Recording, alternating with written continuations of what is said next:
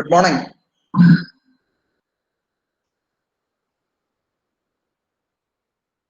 Good morning. Yes, good morning. Okay. Good morning. Okay. So seeing you after about 4 5 months.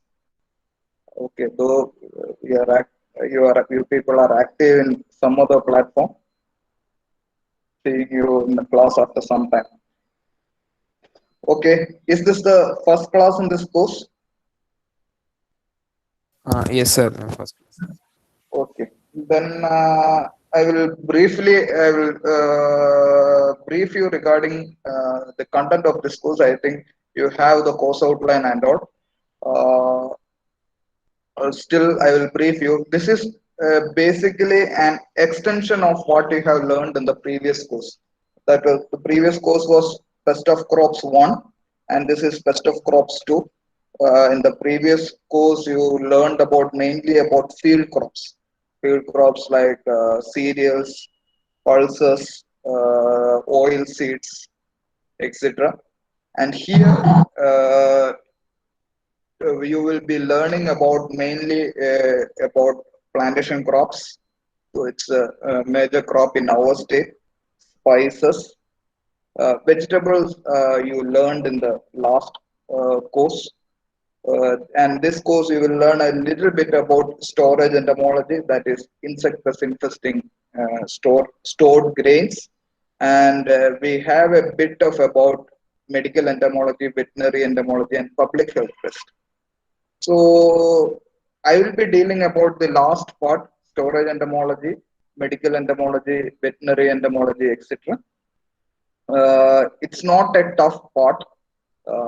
Comparatively, the portion which I handle in this course is comparatively easy with respect to the previous course which you have studied.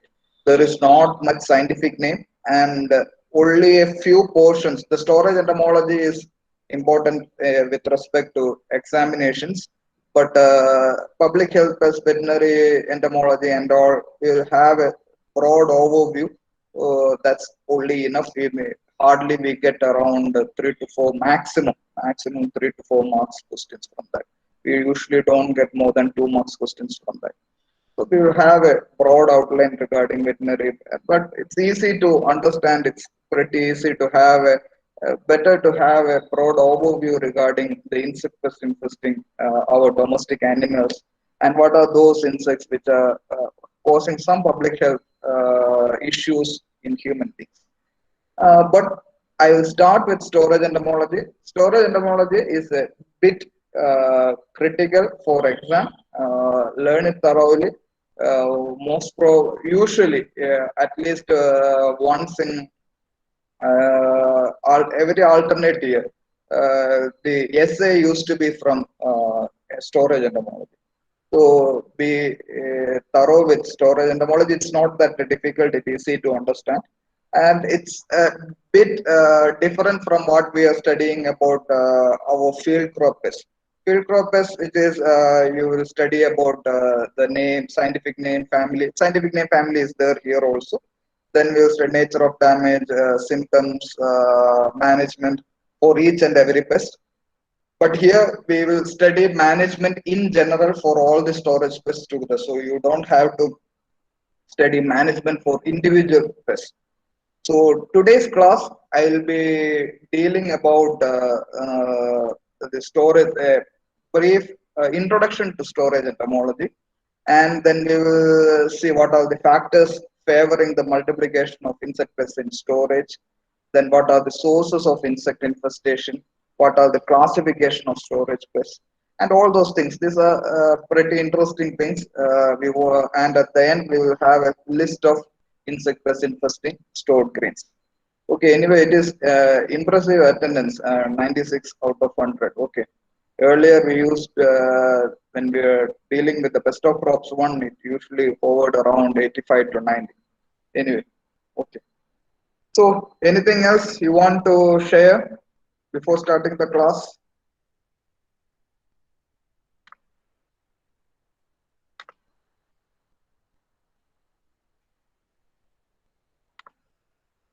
So if you don't have anything, I will start the class now. Yes. Slides, okay? Yes, sir. Yes, fine.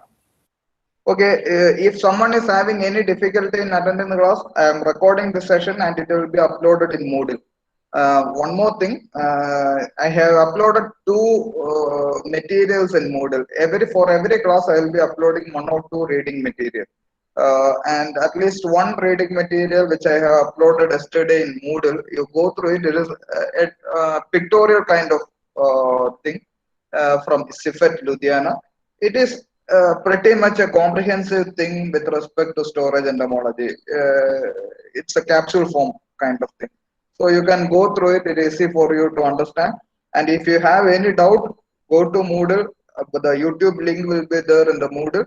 You can view the lecture again and you can see clarifications then and there itself. Okay. So coming to storage and homology, what is the importance of storage and homology? The first and foremost thing is the laws caused in post office laws in our country accounts, though there are several reports. If you scan the data from different sources, the data on post office laws in our country, we don't have a consensus on the data on post office laws. Some persons argue that it extends up to 30-40%. Some persons argue that it is as low as 5%. But most of the authors agree on a figure surrounding 8 to 10%. So if we have somewhere around, do anyone have the idea of last year's production, food grain production of our country? Anyone? No? 320, I mean, 312 million metric tons. Sharanya is somewhat to the mark. 312 is a bit far. Behind cross 300 million metric tons. It's somewhere around 280 million metric tons, and this year we are expected to reach about 290 million metric tons. So what Sharanya told is almost near the mark, 273 to 280 million metric tons. So this is if we have producing about 270 or 280 million metric tons, the 10% loss means we are losing about 30 million metric tons. It's not a small figure. So that's the importance of proper storage of our grains. So we have a huge loss because several times we have an issue of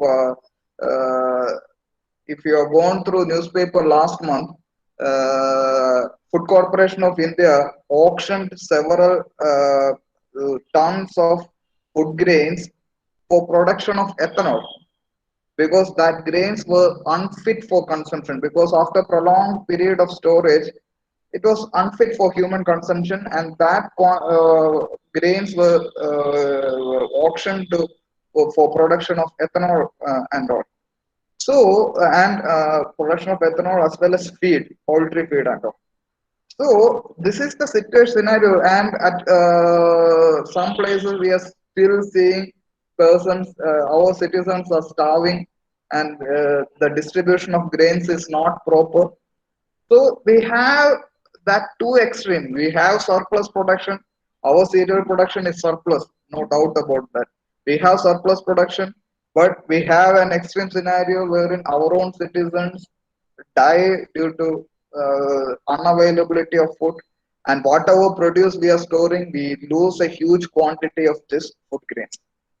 So roughly about 8 to 10% is lost during storage, and among the factors contributing to this loss, insects alone contribute about 2 to 4%. So that is the quantum of loss contributed by insects, 2 to 4%. And if we see it about the quantity of the grains lost due to insects, it will be roughly around 12 to 16 million metric tons. That is just the figure based on the 2 to 4 percentage based on the production every year. This figure may be vary, and the value of loss is 50,000 crores per year. Remember, have you studied about FCA? Are you aware about the protest and all happening over the farm bills? Yes, sir. Yes. What is the major contention? Why farmers are so agitated about the new farm bills? There are three farm bills introduced. Why farmers are so worried about the new farm bills?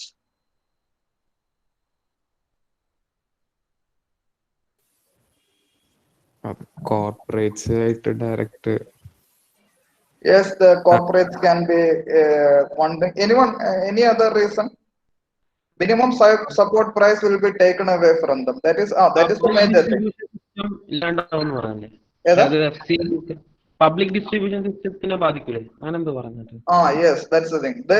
That's what I am coming to. That few of your colleagues as well. That is major thing that worries farmers is that the minimum support price scenario may change. That is the thing that worries the farmers more.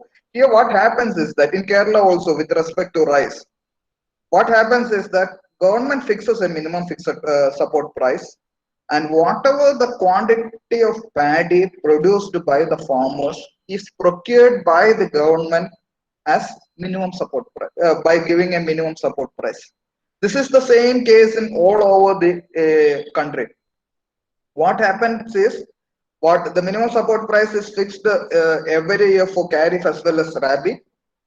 So for kharif crops such as rice, maize, etc., the pulses, etc., the government will fix a minimum support price, and the produce will be procured by the government at the fixed minimum support price. And this procured grains will be stored by Food Corporation of India. So government for procurement, see, if you see this year's procurement scenario, with respect to maize, I think the maize, the minimum support price is somewhat about 1,500 or 1,600 rupees per quintal. And the price is, the market price is prevailing market price is somewhere around 800 to 900 rupees per quintal. So the government is spending a lot of amount. That is, government is paying about double the amount than the market price to procure grains from the farmers. And that grains is stored in Food Corporation of India. Food Corporation of India is a government-owned enterprise. So the salaries and everything, the storage itself will take a lot of expenditure. So government is spending amount to procure grains, spending amount to store it properly under FCI. And if the grain is lost due to any post office loss in Food Corporation of India, it is double the loss, because government has already spent some amount for procuring the grains. Second, it is spending amount for proper storage. Still, we are losing the grains during storage. And this value, that figure varies from different, there are different committees which were set up by government to study the functioning of Food Corporation of India. The central government has some thoughts of avoiding Food Corporation of India. That means just like BSNL and all, the Food Corporation of India may also be divested. We don't know. So government has a huge loss in post office storage, and this loss, some figure is worked out by different committees, and this works out to about 50,000 crores per year. So it's not a advisable thing to procure things and not to store it properly. So if we are able to store it properly, we can save this much, say 10% of grains. If we store it properly, we can avoid its loss. and that grain saved from post-harvest losses can be called as hidden harvest. That means if you have about 270 million metric tons of cereal production, and if we can avoid the loss of 10% of it, that means about 27 million metric tons. This 27 million metric tons of grains is additional harvest. That's why it is called as hidden harvest. Otherwise, it will be lost. So it is called as hidden harvest.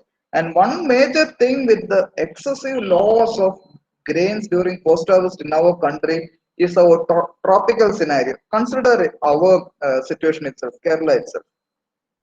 So what will happen is, what is the normal, what is the average temperature in our state?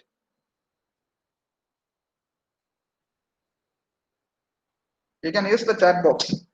Average temperature, mean temperature in Kerala.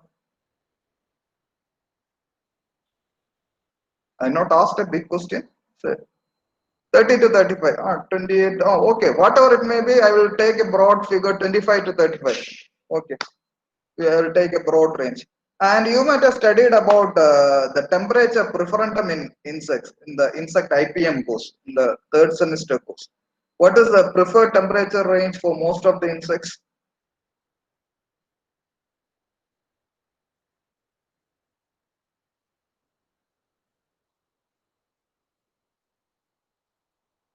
Anyone? 25 to 28. Okay, it is also the same. The preferred temperature range for insects and the average temperature in our region is almost the same. Consider the scenario in any Western country, a European country and all. What will happen is, for 6 months the temperature is okay, fine for insects, but during the winter months the temperature drops below zero. So that when the temperature drops below 0 degrees Celsius, the insects won't be able to survive. Insect goes into hibernation. So about 4 to 6 months, insect will be hibernating. Insect won't be able to reproduce. And once the summer comes, the insect has to restart its activity again. It has to multiply again. So at least for 4 to 5 months, in Western countries, the insect multiplication is stopped. But take our scenario. We have a temperature which is favored by insects throughout all 365 days. So for all the 365 days, insects can multiply, continuously multiply. So our tropical conditions favors the multiplication of insects. Another thing is, our in our state, it has been raining for the past, from June onwards. It's raining till it's October, and we have about 5 months, and all the 5 months we have rains. And when even one major thing we practice in our households to avoid insect infestation is dry the grains before storage. നമ്മുടെ വീട്ടിലൊക്കെ നമ്മുടെ അമ്മമാര് ചെയ്യുന്ന കണ്ടിട്ടില്ലേ, പയറോ മറ്റോ മേടിക്കുകയാണെന്നുണ്ടെങ്കിൽ അത് വെയിലത്തിട്ടൊന്ന് നന്നായിട്ട് ഉണക്കി സൂക്ഷിച്ചു വെക്കും. Is it so? Yes. So that purpose is to reduce the moisture. If you reduce the moisture content, insect infestation decreases. So but what happens if you your mother has dried the grains properly, and if it is not properly sealed and kept, നമ്മൾ അമ്മ നന്നായിട്ടൊക്കെ ഉണക്കി വെച്ചു, പക്ഷെ അടച്ചു വെച്ച പാത്രത്തിന്റെ അടപ്പ് അത്ര ടൈറ്റ് ആയില്ല എന്ന് വിചാരിക്കുക. What will happen? The grain was properly dried, but the lid of the container was not properly closed. So what will happen after, say, about 2 to 3 months? So she stored it, insect and fungal infection. Yes, it will get insect and fungal infection because even though the grains was dried properly, the grain will start absorb moisture from the atmosphere, especially if the atmosphere is extremely humid in nature. Our humidity now for the past 5-6 months is around 90%. So even if the grain is dried properly, the grains will start absorbing moisture from the humid environment outside. and slowly the moisture in the grain increases. Once the moisture increases, it will be prone to insect and fungal infection. So this our tropical condition favors the multiplication of insect pests. And why storage pests are extremely important? Why we should take a serious consideration for storage pests? Because storage pests has the ability to live without food for several years. One typical example I will suggest is copra beetle, Tropoderma granaria. Luckily, this pest is not severe in southern India, but it is a major pest in northern India, where it is a major pest of stored wheat. Actually, Tropoderma can live without food for 4 years. Say if you have cleaned the in a FCA godown, if you have some Tropoderma infestation and you clean the entire godown and left it idle for about 1 or 2 years, and you store fresh grains in third year, still you can get Tropoderma infestation because this Tropoderma can live in the cracks and crevices of the godown without food for several years together. So that is the ability of most of the storage pests. And like in most of the insect pests, it has high fertility rate. That is common to all insect pests. If you see most of the insect pests, it has the fecundity of about 200 to 1000 eggs per female. Some insects such as Spodoptera and all have more than that, sometimes 2000, 3000, etc. So it has extremely high fertility rate. But the major difference between storage pests and field pests is the lack of predators and parasitoids in a storage environment. Consider a field scenario wherein a Spodoptera moth lays about 500 eggs. Among these 500 eggs, 100 will be parasitized by a neck parasitoid, another 100 will be fed by a predator, another 100 will be subjected to environments. That means heavy rains may affect the eggs. Sometimes high temperature or sunlight can lead to desiccation of the eggs. So several weather natural parameters can affect the survival of the 500 eggs laid by Spodoptera moth. But take the case of a storage pest, it also laid 500 eggs. Here, what happens is that there are no predators and parasitoids, natural enemies present in a storage structure. So the eggs hatching out can easily survive. The young ones can easily survive. Second, it is not at all subjected to vagaries of the environment because we have to protect our grain. We are constructing an extremely secure godown and our grains are inside it. So the grains won't be exposed to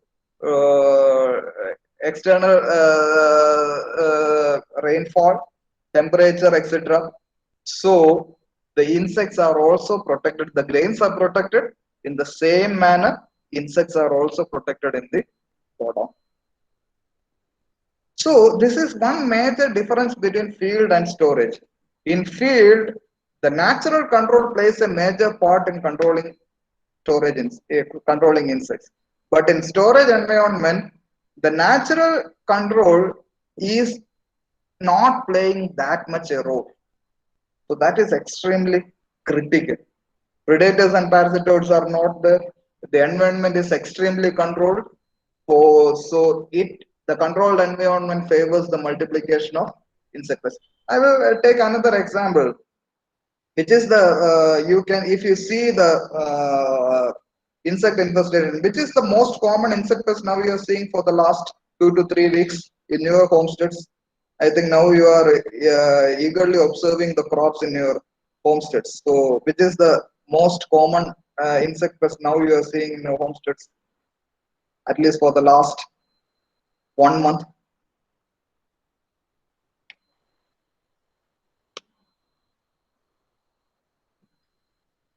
Anyone? Any insect. I don't need the scientific name or common name. Just a group of insects. The caterpillars. No, not storage. Not storage. I am asking about Webbers and brinjal. Mostly, if you are posting a lot of your students were posting a lot of hairy caterpillars and whitefly and hairy caterpillars, leaf holders, whatever. You see the comments. Most of them are lepidopteran pests. Most of them are lepidopteran pests and very few uh, sucking pests.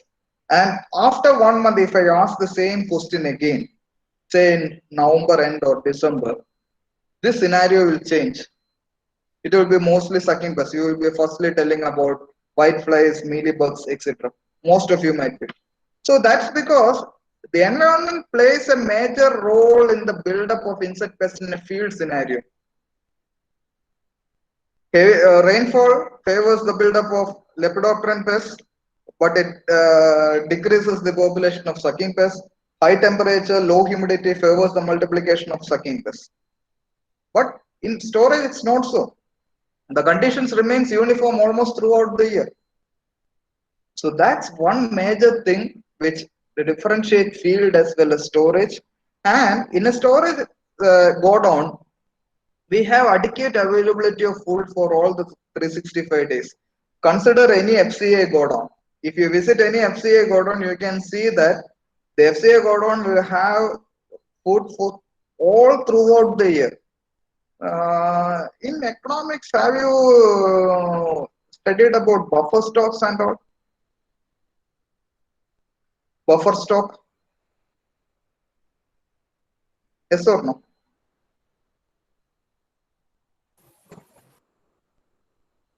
ഉണ്ടോ നിങ്ങൾ പഠിച്ചിട്ടുണ്ടോ buffer stock എന്താണെന്ന്? ഇല്ല. No. Buffer stock is nothing but buffer stock എന്ന് പറയുകയാണെന്നുണ്ടെങ്കിൽ നമ്മളുടെ രാജ്യത്ത് ഓരോ മാസവും സർക്കാർ സൂക്ഷിക്കേണ്ട ധാന്യത്തിന് ഒരു കണക്കുണ്ട്. അറ്റ് എവരി ഓരോ മാസമാണോ ഓരോ ക്വാർട്ടർ ആണോ പീരീഡ് എനിക്ക് അറിയില്ല. But still, we have the government has prescribed certain limits for grain storage. That much grains should be stored. എന്തിനാണെന്ന് വെച്ചാൽ ഒരു ക്ഷാമം വരാം, ഒരു യുദ്ധം വരാം. ഇതൊക്കെ വന്നാലും our citizens should not go hungry. So for that, government has prescribed that this much minimum amount of grains should be there in the government controlled storage godowns. അതിനൊരു ഓരോ സമയത്ത് ഞാൻ അതിന്റെ ഒരു എന്തെങ്കിലും ഒരു ഡാറ്റ കിട്ടുകയാണെന്നുണ്ടെങ്കിൽ ഞാൻ നിങ്ങൾക്ക് ക്ലാസ് കഴിയുമ്പോൾ ഷെയർ ചെയ്യാം. അതിനുണ്ട് ഓരോ ആ ഫിഗേഴ്സിൽ എല്ലാ കൊല്ലവും ഗവൺമെന്റ് ചെറിയ വേരിയേഷൻസ് വരുത്താറുണ്ട്. ബട്ട് സ്റ്റിൽ ദർ ഈസ് അതൊരു ചെറിയ ക്വാണ്ടിറ്റി അല്ല, huge quantity. So that buffer stock is maintained. അതൊരു ബഫർ തന്നെയാണ്. അത് ബഫർ എന്ന് പറയുന്നത് എന്താണ്? ഇപ്പൊ കഴിഞ്ഞ 2 ദിവസമായിട്ട് സവാളയുടെ വില കുതിച്ചു വരുന്നു എന്ന് പറയുന്നു. സോ ഇഫ് ഈ government had A buffer stock of onions, the government could have released that onions into the open market and check the price rise. അതാണ് ആ ബഫർ സ്റ്റോക്കിന്റെ ഒരു മെച്ചം ഉണ്ടാവുന്നത്. So it will check the price rates. It will act as a cushion for any unfortunate incidents. It can be war. It can be any. ഇപ്പോ നമ്മള് കോവിഡിന്റെ ആദ്യത്തെ 2 മാസക്കാലം ഗവൺമെന്റ് ഫ്രീ ആയിട്ട് റേഷൻസ് റിലീസ് ചെയ്തിരുന്നു. That's all from this buffer stock. So this buffer stock has to be maintained in the government control godowns. That is government mandated thing. So that means godowns will be having grains throughout the year. This buffer stock has to be maintained throughout the year, though the quantity may vary. So insects, as it is, because it has 24 into 365, 24 into 7, it has food. There are no parasitoids and predators.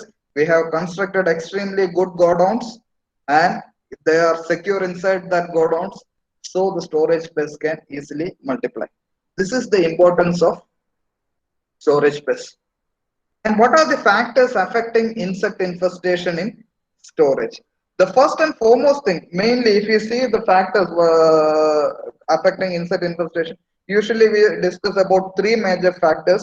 The first thing is moisture, temperature, and oxygen. And I have added two more because there are certain textbooks which added two more, that is storage structure and storage period and grain drying. We have discussed a few in the previous slides, but we will discuss it a bit more. First thing is grain moisture, humidity and rainfall, that we have discussed in length. The grain moisture, it is extremely critical, but even if the grain is dried, humidity and rainfall can affect the grain moisture level. High humidity and high rainfall leads to absorption of moisture by the grain.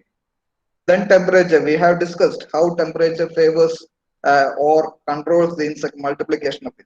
And the third most thing is oxygen. This is one difference between field and storage. In field, we can't control the oxygen level, but in storage, we can control the level of oxygen. See, one thing is, if you have an extremely airtight container,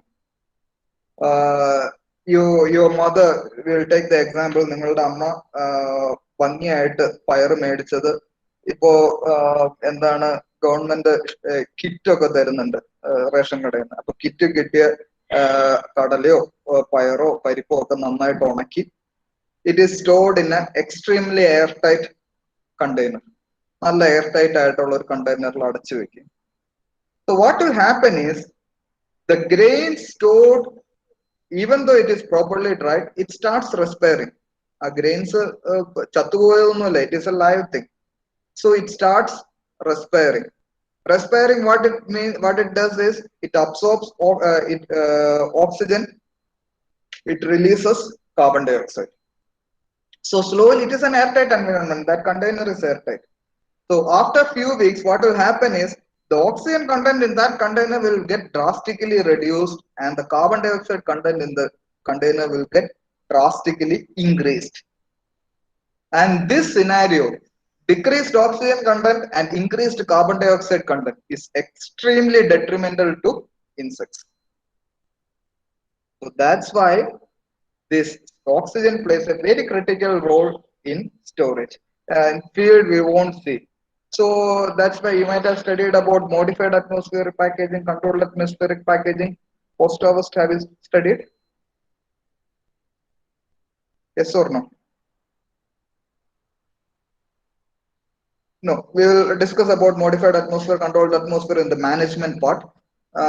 One thing I will ask you, that example will be easy for you. നിങ്ങൾ ഈ lace മേടിക്കുമ്പോൾ ലേസോ മറ്റെന്താണ് കുർക്കുറെ ഈ സാധനമൊക്കെ മേടിക്കുമ്പോൾ the packet will be this much in size. If you open it, you will find hardly 10 or 20 pieces of chips. What is there in that packet? ആ വീർത്തിരിക്കുന്ന പാക്കറ്റിന്റെ അകത്ത് നിറച്ച് എന്താണ്? വെറും കാറ്റാണോ നിറച്ചിരിക്കുന്നത്? Nitrogen. Yes, it is nitrogen. ലേസിൽ ഒക്കെ pack ചെയ്യുന്നതിന്റെ ഉദ്ദേശം മറ്റൊന്നാണ്. നൈട്രജൻ ഇടുന്നത് എണ്ണ കാറി പോവാതിരിക്കാൻ, അതിന്റെ ഷെൽഫ് ലൈഫ് കൂട്ടാൻ വേണ്ടിയിട്ടാണ്. But one thing is, this is A modified atmospheric packaging എന്ന് പറഞ്ഞു കഴിഞ്ഞാൽ നോർമൽ അറ്റ്മോസ്ഫിയറിൽ നിന്ന് ഉള്ള നോർമൽ അറ്റ്മോസ്ഫിയറിലെ കോമ്പോസിഷൻ, അതിന്റെ നൈട്രജൻ കോമ്പോസിഷൻ എത്രയാണെന്നൊക്കെ നിങ്ങൾക്ക് അറിയാം. നോർമൽ അറ്റ്മോസ്ഫിയറിൽ ആ കോമ്പോസിഷനിൽ നിന്ന് മാറ്റുകയാണ് നമ്മൾ നൈട്രജൻ കൂടുതലായിട്ട് അതിന്റെ അകത്തേക്ക് ഫ്ലഷ് ചെയ്യുക. In the same manner, we can flush carbon dioxide. In something, another thing what we can do is remove the entire thing, keep it vacuum. നിങ്ങൾ കശ്നണ്ടി പാക്ക് ചെയ്യുന്ന കണ്ടിട്ടുണ്ടോ? കശ്നണ്ടിയുടെ പാക്കറ്റ്സ് അതിങ്ങനെ ഒട്ടിയായിരിക്കും ഇരിക്കുന്നത്. So it is removing the entire air from it. So if you are removing oxygen, insects won't be able to multiply. Or if you are filling the packet with nitrogen or carbon dioxide, oxygen, partial pressure of oxygen will decrease, insects won't be able to survive. So oxygen plays a critical role. And then next thing is storage structure and storage period. ഈ ration കടയിൽ അരി വരുന്നത് നമുക്ക് എല്ലാവർക്കും ഏറ്റവും complaint ഉള്ള ഒരു സംഭവമാണ്. റേഷൻ കടയിൽ നിന്ന് കിട്ടുന്ന സാധനങ്ങളിലെല്ലാം പ്രാണികളാണ്, കുത്തിപ്പോയേക്കുന്നതാണ് എന്നൊക്കെ പറയുന്നു. So what is the major mode of storage? എന്ത് തരം സ്ഥാനത്തിലാണ് അവിടെ അരി വരുന്നത്?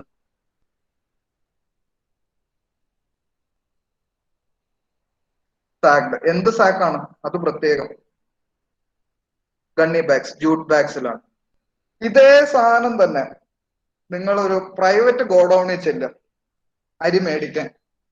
അവിടെ അരി മേടിക്കാൻ ചെല്ലുമ്പോ അതെന്ത് ബാഗിലാണ് കിട്ടുന്നത്?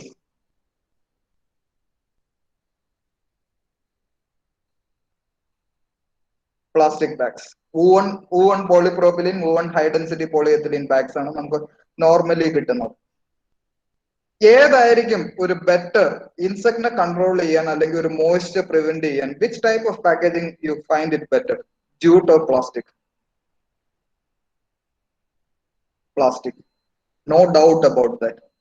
But still we are going for a bagging system wherein we are using jute bags.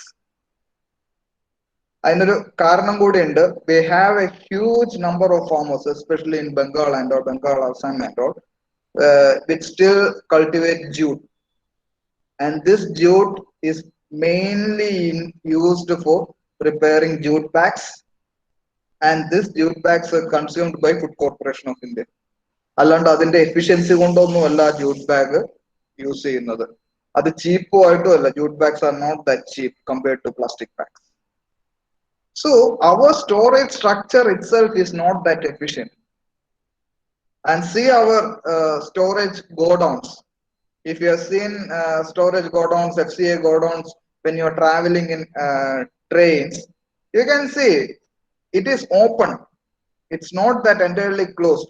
A perfect storage structure should be insect proof, rodent proof, moisture proof, and it should be airtight. I will repeat, a perfect storage structure should be insect proof, rodent proof, moisture proof, and airtight.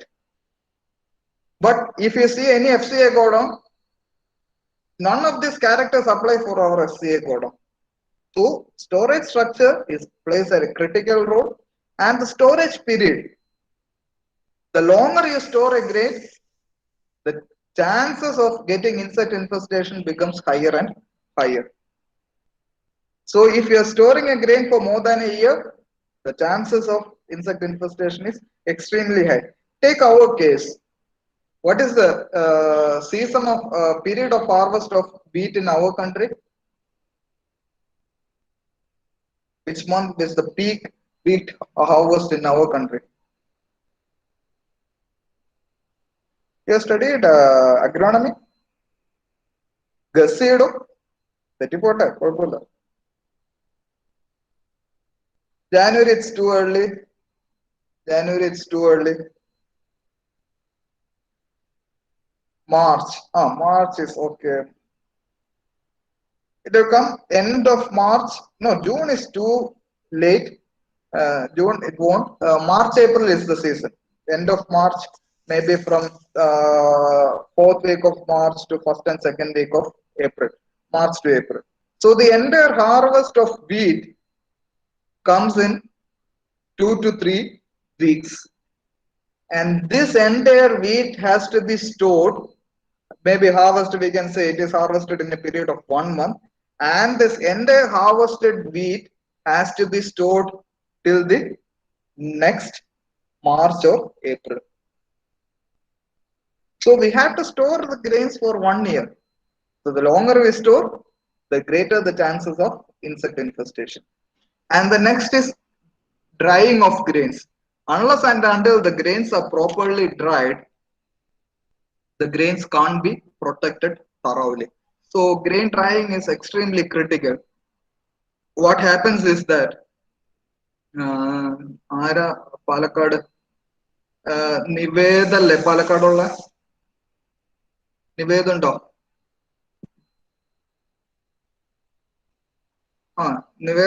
ഇത് കൊയ്ത്ത് കഴിഞ്ഞോ?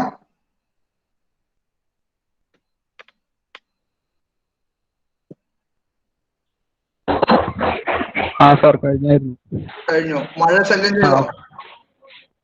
എന്താ sir? മഴ ശല്യം ചെയ്തോ? മഴ കാര്യമായിട്ടില്ല. നെല്ല് ഉണക്കുമ്പോ ചെറിയ ബുദ്ധിമുട്ടുണ്ടായിരുന്നു. ഞാൻ ഈ ഒരു വാക്ക് കിട്ടാൻ വേണ്ടിയിട്ടാണ് നിവേദന സ്പെസിഫിക് ആയിട്ട് വിളിച്ചത്. ഉണക്കുമ്പോ ബുദ്ധിമുട്ടുണ്ടായിരുന്നു. സി ഇപ്പൊ നിവേദ അത് സപ്ലൈകോയ്ക്ക് കൊടുക്കണോ വീട്ടിൽ നിന്ന്? സപ്ലൈകോ അല്ല, ആലപ്പുഴയില് എന്തോ സീഡായിട്ട് കൊടുക്കണ. ഓക്കെ, RSGP-യിലാണ് അല്ലേ? RSGP-യിലാണ്. ഓക്കെ. സോ അപ്പൊ ഇവിടെ നമ്മള് സപ്ലൈകോയ്ക്ക് കൊടുക്കുമ്പോൾ, ഒരു ഫാമർ കൊടുക്കാൻ നിൽക്കുമ്പോൾ എന്താന്ന് പറഞ്ഞു കഴിഞ്ഞാല്, നോർമലി നമ്മുടെ കേരളത്തിലെ സിനാരിയോ പറയുകയാണെന്നുണ്ടെങ്കിൽ most of the procurement is happening through Supplyco. Supplyco is the nodal agency for paddy procurement. അപ്പോ പ്രൊക്യൂർ ചെയ്യുമ്പോൾ the grain moisture content is prescribed. ഇത്ര ആയിരിക്കണം പ്രൊക്യൂർ ചെയ്യുന്ന ഗ്രെയിനിന്റെ മോയ്സ്ചർ കണ്ടന്റ് എന്ന് പറയുന്നത്.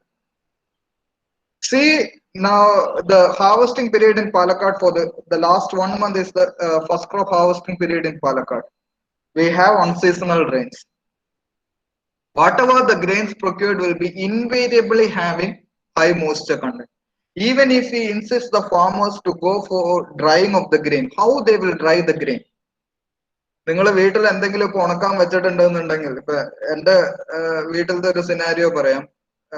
ഇപ്പൊ ക്വാർട്ടേഴ്സില് വൈഫ് 3 ആഴ്ചയായി ഞാൻ കാണുന്നു കുറച്ച് മുളക് ഉണക്കാൻ വെച്ചിട്ട് 2 പ്രാവശ്യം അത് മഴ നനഞ്ഞ് തിരിച്ചെടുത്ത് വെച്ചിട്ടുണ്ട്. So this is the scenario for our weather is playing a havoc in agrarian ecosystem. അപ്പൊ എന്താണ്, moisture content can't be brought down to the prescribed limit. അതൊരു വലിയ പ്രശ്നമാണ്. അതിന് ഫാമേഴ്സിനെ കുറ്റം പറയാൻ പറ്റില്ല. അപ്പോ that will play a major role in deterioration of grain during storage. So grain drying, though we have specifications for the moisture content, sometimes the farmer may not be able to adhere to it. So that is a critical factor. Then we will be discussing it in detail. Anyway, we have discussed it. I will go through it quickly. What are the different factors? Humidity, grain moisture, rainfall, etc. Atmospheric humidity positively correlated with infestation. That means high humidity, the grain will absorb moisture and it will increase insect infestation. The second point we have discussed, grains absorb moisture from the environment. High moisture content is during rainy season, that we had just discussed with Nivet. And any excess moisture will lead to sprouting, fermenting, fungal and insect infestation, that you people itself has told. So this is the upper limit of grain moisture content. Remember, this is % wet basis, this is not on dry basis. So for paddy on dry basis, it is roughly about 12 to 14%. That's the moisture content, prescribed moisture content for safe storage. If you see it roughly, it is 12 to 14% except for groundnut and mustard. So that's the moisture content, prescribed moisture content for safe storage of grains. Temperature that we have discussed, 20 to 40 favors the pest buildup.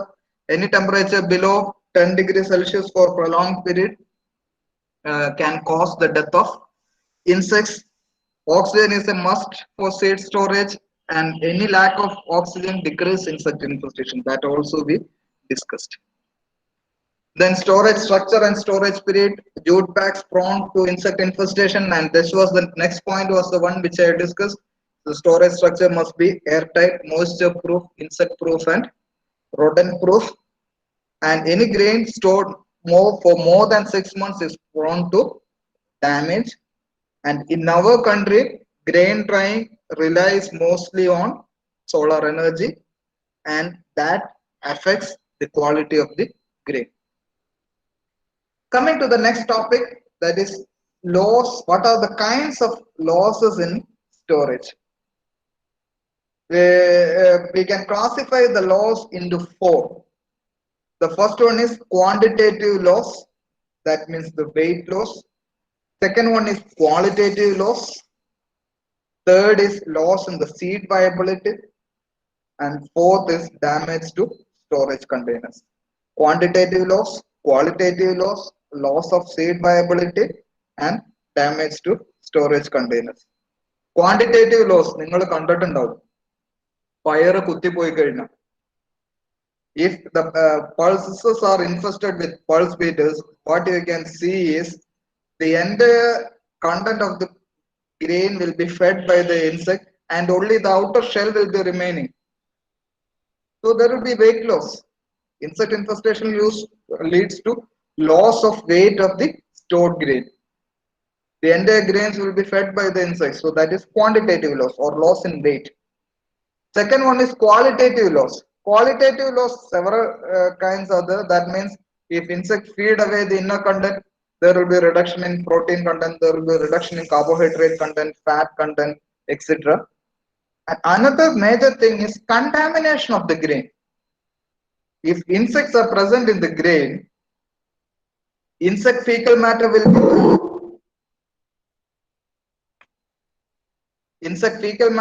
be present in the grain.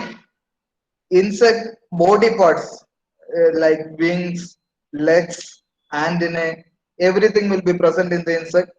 ഇപ്പൊ നിങ്ങൾക്ക് തന്നെ അറിയാം, നിങ്ങള് ഇതില് കയറാൻ മറ്റേ ഭക്ഷണം കഴിക്കാനിരിക്കുമ്പോ ആ ഭക്ഷണത്തില് ഒരു പ്രാണി കിടക്കണമെന്നുണ്ടാൽ വാട്ട് യു വിൽ ഫീൽ. നിങ്ങൾ മെസ്സിലൊക്കെ ആണെന്നുണ്ടെങ്കിൽ മെസ്സില് ഭക്ഷണം കഴിക്കുമ്പോ അതിന്റെ അകത്ത് ഒരു പ്രാണി കിടക്കണമെന്നുണ്ടാൽ നിങ്ങൾ ഒച്ചപ്പാട് ഉണ്ടാക്കില്ലേ? The same thing lead to contamination. Another major thing is, നിങ്ങൾ ഒരു കാര്യം ശ്രദ്ധിക്കേണ്ടത്, not the insects, the contamination happens.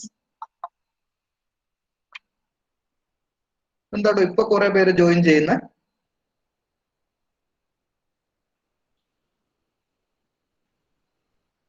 ഇപ്പൊ ജോയിൻ ചെയ്തവർ എന്താണ് ഇത്ര ലേറ്റ് ആയിട്ട്? സാർ കുറച്ച് പേര് ലെഫ്റ്റ് ആയിരുന്നു എന്ന് പറഞ്ഞു. Okay okay okay okay okay.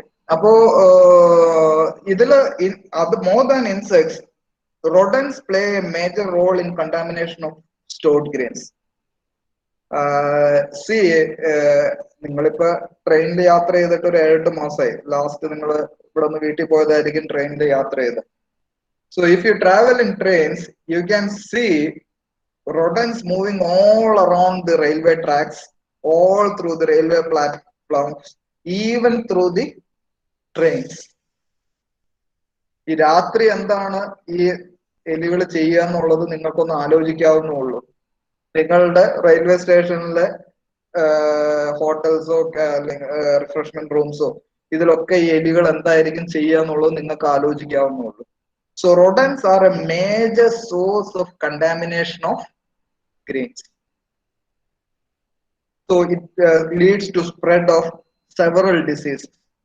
So contamination of grains can also happen. The next is loss of seed viability. Whenever an insect infests a grain, its first feed on endosperm of the grain. Endosperm, if the endosperm is damaged, the viability of the seed is lost. So insect infestation leads to reduced germination of seeds. And next one is, it will affect the storage structures also. There are certain, especially rodents.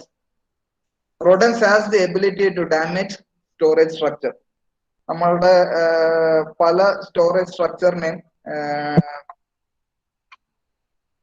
Damage ചെയ്യാനുള്ള ഒരു കഴിവ് റോഡൻസിനുണ്ട്. Especially wooden storage structures, bags, any plastic bags or jute bags, it can be damaged by rodents. So certain insect, Rhizoperta and all, I will come to it later, it has the ability to damage storage structures also. So the loss can be quantitative, qualitative, it affects germination of seeds, and it can damage storage structure. I will take 2 more points and I will finish off today's class. So, from what are the sources of insect infestation? From which all points we can have insect infestation in a storage godown? It's not that the insects are always present in an FCA godown and it affects insect infestation, affects stored grains. It's not so. Even if one thing we can do is our storage godown can be completely disinfested. We have mechanisms to completely disinfest a storage godown. But even if we disinfest the godown and store the grains, the insect can gain access into the storage godown. How they gain access into a storage godown? What are the points of insect infestation? The first point is from the field itself. A typical example is pulse beetle, bruchids. The pulse beetles or bruchids can lay eggs in the pulses in the field itself. When the pod is maturing, it lays eggs in the pods in the field itself. So once the grains are harvested and stored, the eggs in the grains can multiply in the bottom. So remember this, the infestation storage pest whose infestation starts from the field. Typical example is pulse beetle or bruchids. We'll come to it again, but this is the normal question in exam. And then threshing yard. So normally nowadays what happens is that combine harvesters are used for harvesting as well as threshing. Both the process are combined. So earlier we used to have threshing yards. If you see it in our research stations and all, we have threshing yards. The threshing yards are completely cement plastered, but there will be cracks and crevices in that threshing yard. Cement ചെയ്തിരിക്കുന്ന മെതിക്കുന്ന പ്ലാറ്റ്ഫോമിന്റെ മുകളിൽ ചെറിയ cracks and ക്രെവിസസ് ഉണ്ടാവും, വിണ്ട് കീറിയിട്ടൊക്കെ ഉണ്ടാവും. These cracks and crevices will harbor insect pests. So threshing yard is another thing. Then leftovers, spillage, etc. അതിന്റെ ഒരു typical example പറയാം. നിങ്ങൾ ആരെങ്കിലും ഈ FCI ഗോഡൌണിലേക്ക് ഗ്രെയിൻസ് ഇറക്കുന്നത് കണ്ടിട്ടുണ്ടെങ്കിൽ, അല്ലെങ്കിൽ നിങ്ങൾ ഈ ലോറികളിൽ നിന്ന് അരിച്ചാക്ക് ഇറക്കുന്നത് കണ്ടിട്ടുണ്ടെങ്കിൽ, ഹുക്ക് വെച്ചിട്ടാണ് യൂണിയൻകാർ ഇറക്കുക. ഈ ഓരോ തവണ ഹുക്ക് ഉപയോഗിക്കുമ്പോഴും ഈ ചാക്കിൽ നിന്നുള്ള അരി മുഴുവൻ ഇതിന്റെ അകത്ത് ലോറിക്കകത്ത് വീണ് കിടക്കുന്നുണ്ടാവും. ഇത് FCI ഗോഡൌണിൽ വരുന്നത് മെയിൻലി റെയിൽവേ വാഗൺസിൽ കൂടെയാണ്. അപ്പൊ ഈ വാഗണിൽ ഓരോ തവണ ലിഫ്റ്റ് ചെയ്യുമ്പോഴും കുറെ അരി ഈ വാഗണിൽ തന്നെ വീണ് കിടക്കും. That quantity of grains is called as leftover or spillage of grain. ഈ ലെഫ്റ്റ് ഓവർ അല്ലെങ്കിൽ സ്പില്ലേജ് ഓഫ് ഗ്രെയിൻസ് എന്ന് പറയുന്നത് ഒരു സോഴ്സ് ഓഫ് ഇൻസെക്ട് ഇൻഫെസ്റ്റേഷൻ ആണ്. ഈ വാഗണില് ഇങ്ങനെ വീണ് കിടന്ന അരിയോ ഗോതമ്പോ ശ്രദ്ധിക്കുന്നില്ല, അത് അവിടെ തന്നെ കിടക്കുകയാണെന്ന് വിചാരിക്കുക. This wagon will remain a source of insect infestation. അത് ക്ലീൻ ചെയ്യാതെ അടുത്ത lot grain, fresh lot of grains is loaded into that same wagon. Then the insect will gain entry from the leftover or spilled grains to the fresh bags of grains. So this is what normally happens. Leftovers and spillage are one major reasons, sources of insect infestation. And another thing is sweepings. Usually in godown, if you go to FCI godowns and all, they will sweep the godowns clean, and whatever the leftover spillage grains etc., they will accumulate in one corner, and insect will multiply in that sweepings. So this is another source of insect infestation. So field, threshing yard, with leftovers, spillage, sweepings, any unattended grain will be a source of insect infestation. Old gunny bags, if you see a gunny bags, adinte threads inde ideyil insects can hide inside that threads, or insect can lay eggs inside the weavings of the jute bags. So old or used gunny bags are source of insect infestation. And transportation infrastructure, we have discussed about wagons. It is a source of insect infestation. So insects can gain entry into storage from field, from threshing yard. One point I left out, that is drying yard also. Drying yard also is another source of insect infestation. Then leftovers, spillages, sweepings, used gunny bags, and transportation infrastructure. And coming to the classification, I will finish with this slide. Insect infestation can be classified into 4: horizontal infestation, cross infestation, latent infestation, and vertical infestation. Horizontal, vertical, cross, and latent infestation. It is pretty easy to understand what are the different kinds of insect infestation. Horizontal infestation means the insect infestation happened in the field. That means a brood laid egg in the field, and that eggs got carried over to the storage structure. Or our threshing yard or drying had an insect infestation. We dried the grains or threshed the grains in that infested drying yard and threshing yard. Insect infested our grain, and that grain was shifted to storage godown. This is horizontal infestation, which means infestation is carried over from field, threshing yard, drying yard, or transportation into storage structure. Then comes cross infestation.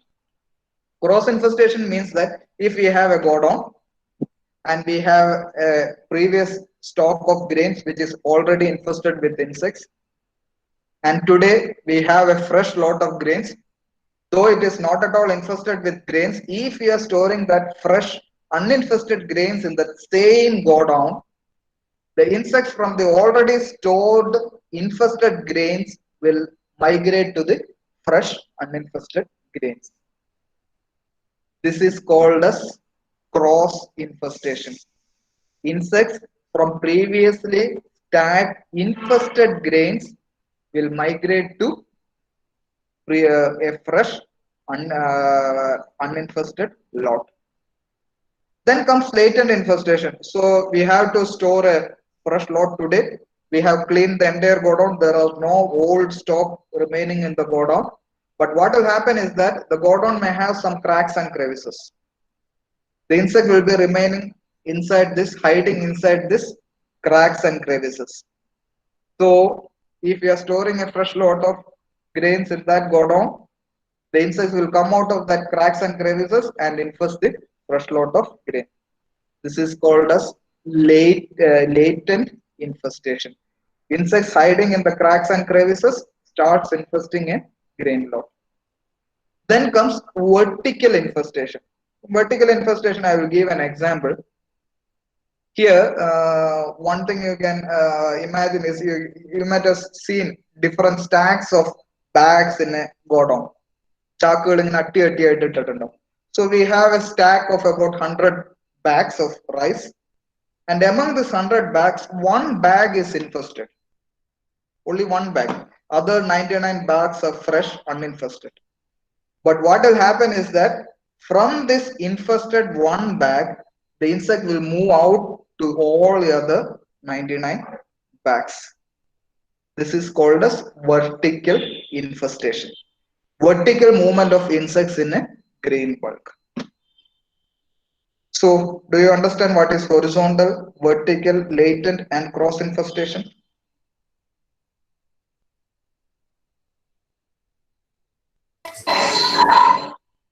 Yes. Ini 7. Why you are late? Busy with elections?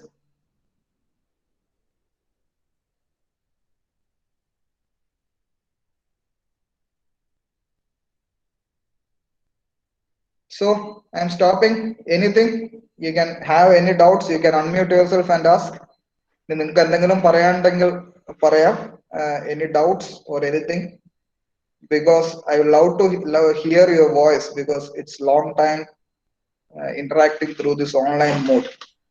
So after some point of time, you also feel we miss the interaction with students. And this mode of teaching, this interaction is one thing we miss. Anything? നിങ്ങൾക്ക് എന്ത് വേണേ പറയാടോ?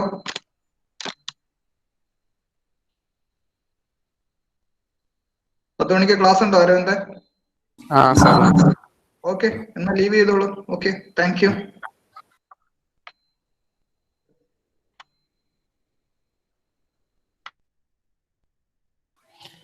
Leave ചെയ്തോളൂ കേട്ടോ, വേറെ link.